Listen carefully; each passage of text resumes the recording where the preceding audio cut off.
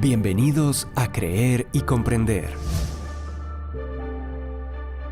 Contenido actual para la defensa de nuestra fe en la vida práctica cotidiana.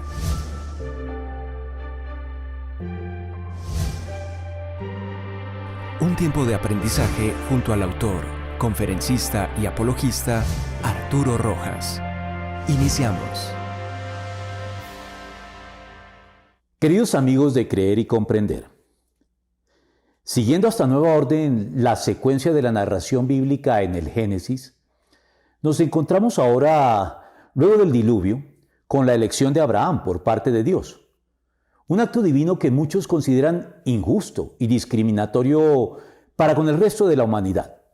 En especial por quienes defienden el muy precario, incierto y contraintuitivo universalismo, por el que se afirma que al final, y puesto que Dios es amor, nadie será condenado, sino que todos serán salvos.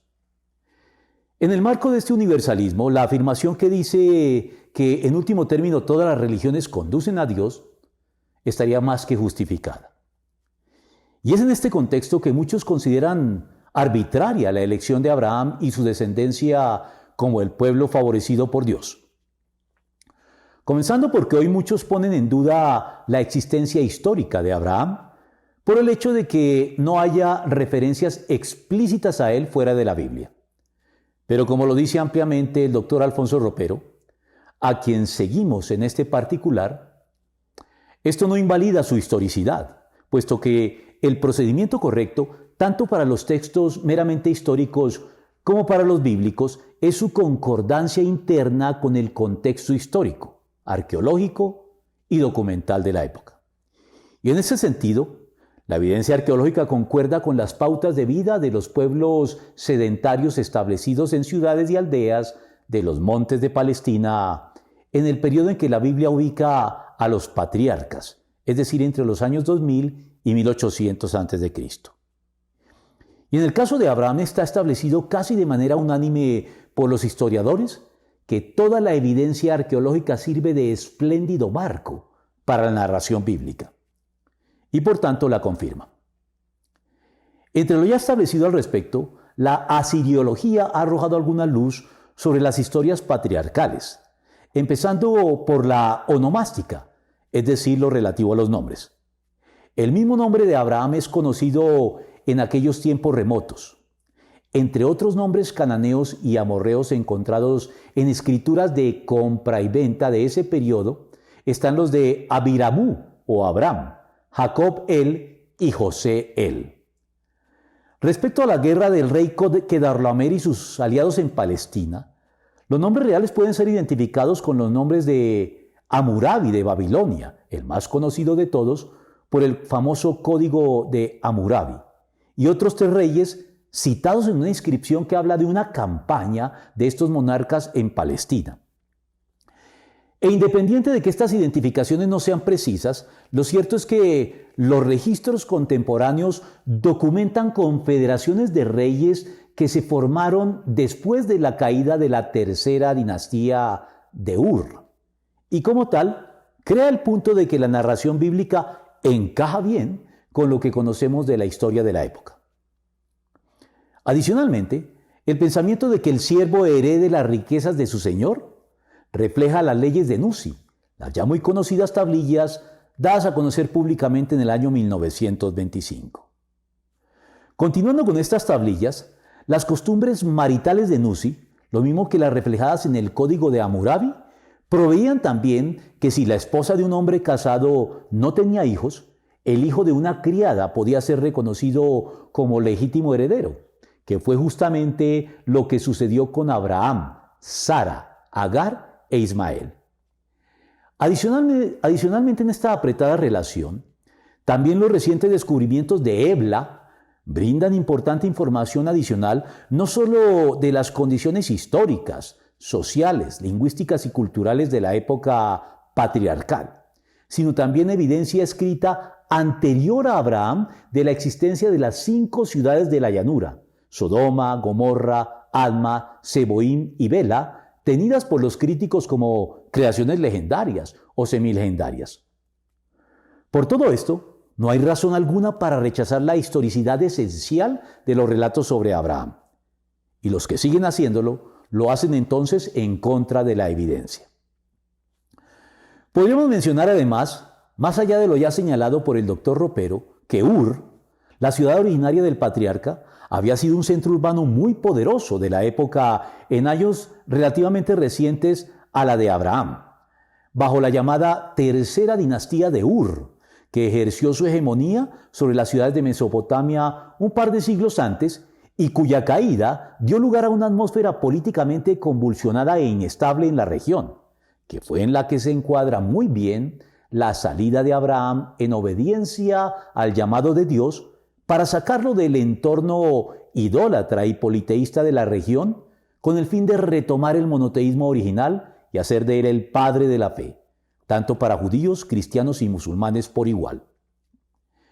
Y por último, para no abrumarlos con tantos datos históricos que corroboran directamente el relato bíblico, 3 de los nombres de los antepasados inmediatos de Abraham, Serug, el bisabuelo de Abraham, Nahor, el abuelo, y Terach, que es el padre, han sobrevivido desde la antigüedad también como nombres de ciudades en esa región. En cuanto al supuesto carácter injusto y caprichosamente discriminatorio de la elección de Abraham, basta señalar que si Dios es soberano, pues entonces se cae de su peso que, como lo dice la Biblia, la elección no depende del deseo ni del esfuerzo humano, sino de la misericordia de Dios.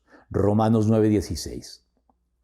Además, si bien es cierto que la elección inicial de Abraham excluye a todos los demás pueblos de la tierra, llamados desde entonces por los israelitas descendientes de Abraham, Goyim, término que en español se traduce como gentiles o paganos indistintamente, también lo es que esta exclusión es temporal y estratégica, pues estaba previsto que con el advenimiento de Cristo esta restricción quedaba sin efecto y que desde entonces no existe ya nación, cultura o incluso iglesia cristiana alguna que nos permitan alcanzar el favor de Dios sin que tengamos que creer y convertirnos.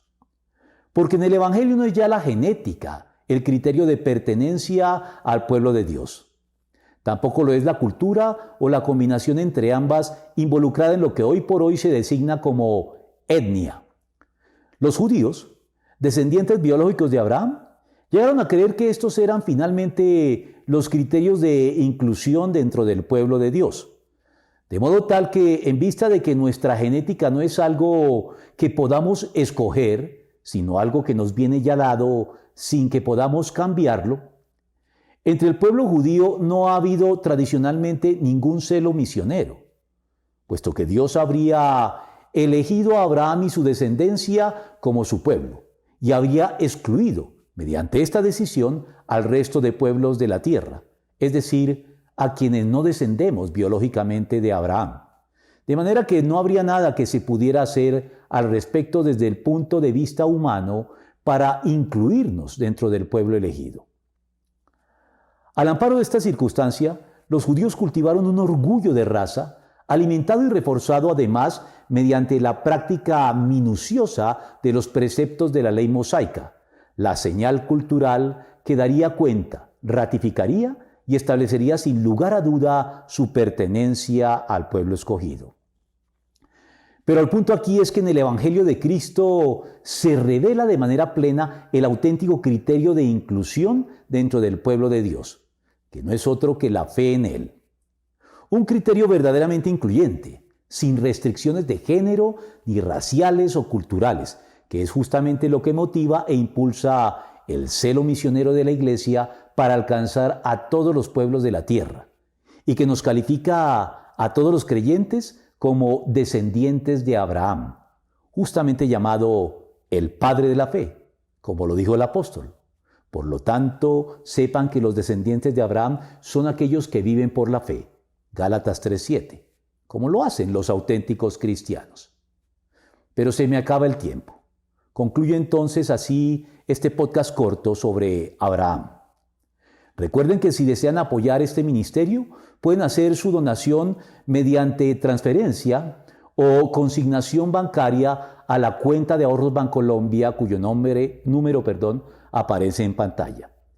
Y si nos hacen llegar el comprobante o pantallazo de su donación a nuestro correo institucional creerycomprender@gmail.com, les daremos acceso a contenidos exclusivos en nuestro blog creerycomprender.com, tales como conferencias, artículos y estudios bíblicos elaborados para nuestros donantes, incluyéndolos en la correspondiente y selecta lista de difusión en WhatsApp abierta para este propósito. También pueden apoyarnos suscribiéndose a nuestro canal, pinchando el dedo arriba si les gustó y compartiéndolo con sus contactos. Saludos a todos.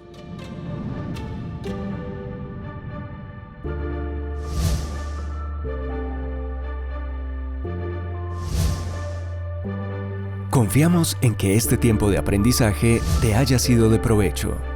Te invitamos a compartirlo, suscribirte y seguirnos en nuestros canales digitales de Creer y Comprender. Hasta nuestro próximo podcast.